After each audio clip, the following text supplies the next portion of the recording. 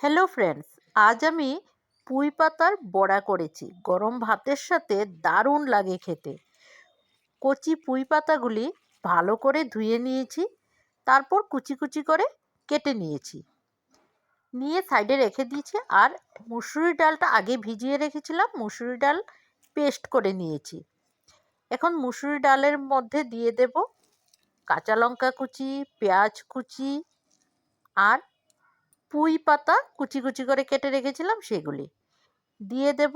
2 চামচ বেসন, নুন, হলুদ দিয়ে ভালো করে হাত দিয়ে মেখে নেব,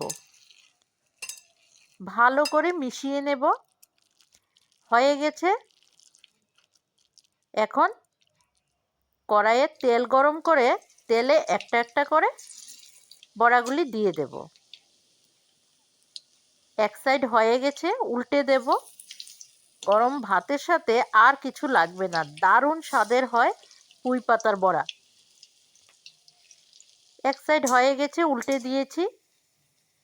আরেক সাইডও হয়ে গেছে, লাল লাল করে ভেজে নামিয়ে নেব। গরম ভাতের সাথে অসাধারণ এই পুঁই পাতার বড়া একবার তোমরা বানিয়ে খেয়ে দেখবে। Thank you for